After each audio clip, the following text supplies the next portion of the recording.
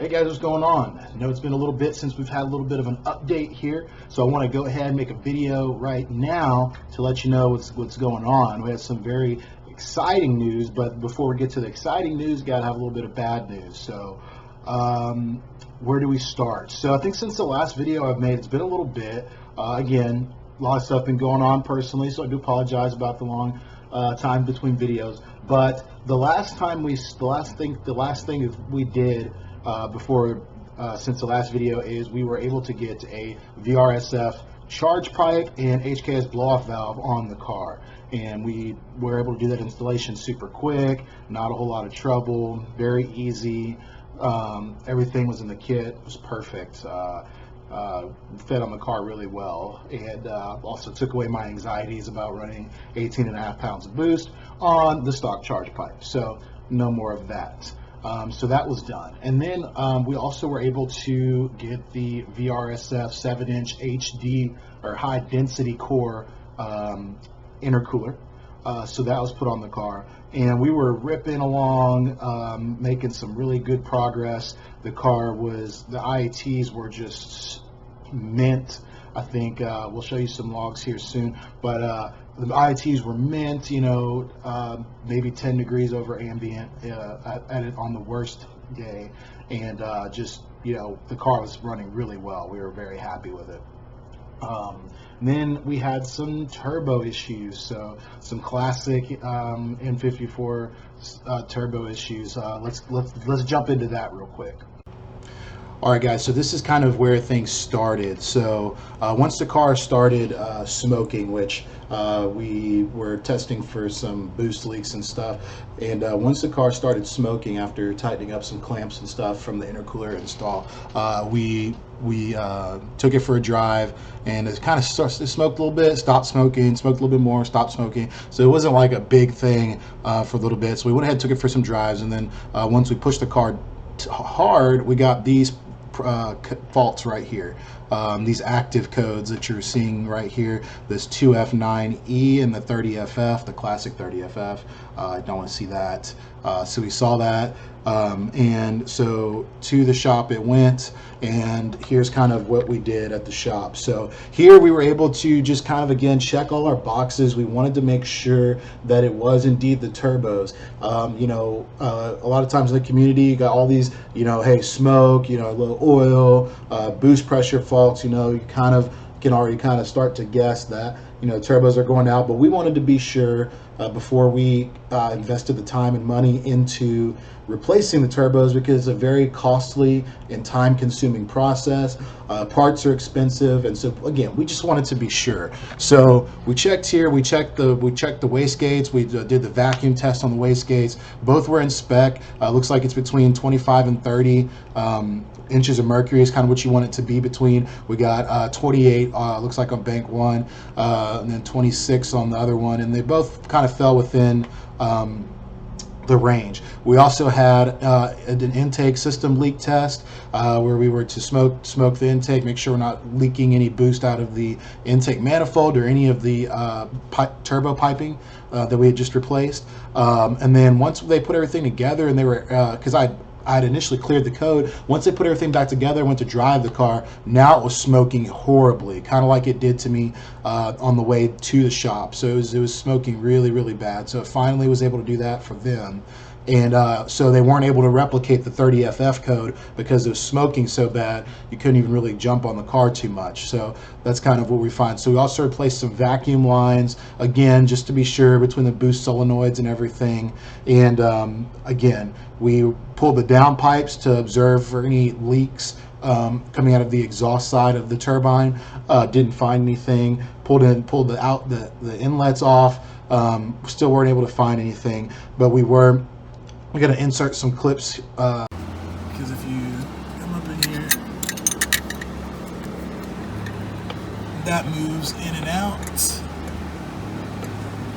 And then here,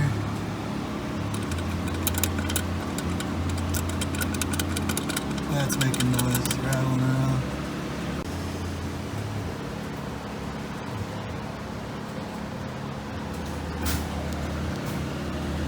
That shaft, that's the shaft that's moving in and out. But this one, that one doesn't do it.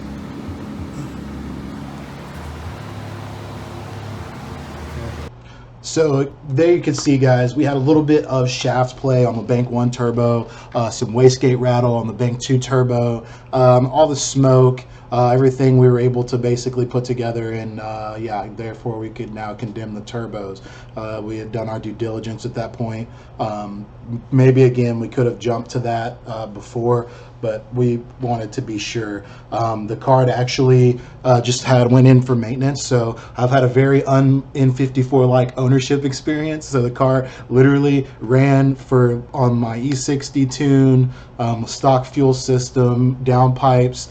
For the longest time, didn't have an intercooler, which was, you know, probably not smart in Houston, but nevertheless, you know, the car had been running perfectly fine for 10 to 11 months, no issues, no check engine lights, no nothing. And the car had actually just went in probably about 2 weeks before all this happened. Got new motor mounts, new pulleys, new idler pulleys, new belt. We did oil pan gasket, valve cover gasket, and as you can see from the clips, the underside of that car looks brand new. The transmission pan looks like somebody just did it, and they didn't. The car's been just driven. So really again, really upsetting that, you know, this had all happened, you know, right afterwards. But again, we were able to definitely confirm these issues. Here was one of the logs that we did. I went ahead and I graphed the wastegate duty cycle, and the boost target, which is up here in purple, and then the actual boost here in blue, and you can see that discrepancy, and that's why we ended up throwing the 30FF code, low boost pressure fault, which is where we were found that issue. So this was the last time we were able to actually get on the car before it started smoking really bad. Again, here's more pictures of kind of what, you know, what was going on and what happened, and, you know, again, nothing really visible that you're able to see. That's the impeller that was moved, that had some forward to back shaft play. So with the forward to back shaft play on Bank 1, the wastegate rattle on Bank 2, and all of the smoking that we were able to observe out of the exhaust after checking the PCV system, because again we had just done the valve cover gasket, we could therefore conclude that the turbos had indeed failed. Again, if you're having some 30FF codes, or if you're having some suspicions about your turbochargers going out, oh, I'm sorry, there's one more thing. The tech also did hear a very low pitch. It's not low pitch, but it's hard to hear because of the insulation of the car. But he could hear the whining sound of one of the turbos too while he was driving. So the steps of kind of diagnosing this is, you know, if you have 30FF code, or if you're hearing some noises, especially if your car's modified, you know, the way you want to go about things, you want to check, make sure your wastegates are working first. You want to make sure you're getting vacuum to those. Check your boost solenoids. Either you can change those out. I think they're about, you know, I think 50 to 80 bucks a piece. Change those out. Change your vacuum lines out. If you're still having issues, you know, you want to make sure, always want to make sure that your turbocharger system is not leaking in any way. To make sure that it's not having any, you know, loose clamp, or if you just did an intercooler, you can do that via smoke test, check to make sure you're not having any leaks that way. And then again, intake manifold. You want to make sure your intake manifold isn't leaking at the gasket or anything like that, which is, you know, all of these steps we did. Once you've able to eliminate all of those things, then you go towards visual inspection. Pull your downpipes, look at the impeller, check for shaft play, check for oil coming out of the seals, pull your inlets, you know, check those next. So these are all things that you want to be able to look at. And again, for us, with the shaft play that we found, the smoking that we observed, and the noise and the wastegate rattle, you know, those are all things that condemned these factory turbochargers. So hopefully, you know, your turbo, all you guys' turbos are working well and running strong. But anyway, that's going to conclude it for this video. Stay tuned. We are going to send it. So these are this is not the end, but this is a pause button. This is not a stop button. So we're going to send it here. Stay tuned. I'm definitely going to put some more videos out regarding the VRSF intercooler install, how that went, stuff like that. And stay tuned, as we will be coming to find out what are we going to do with these blown turbos and what is next. So stay tuned. Please like, comment, subscribe, and definitely click that bell notification so that way when as soon as I drop that video on what we're replacing these turbos with, you will be in the loop. Thanks and have a great day.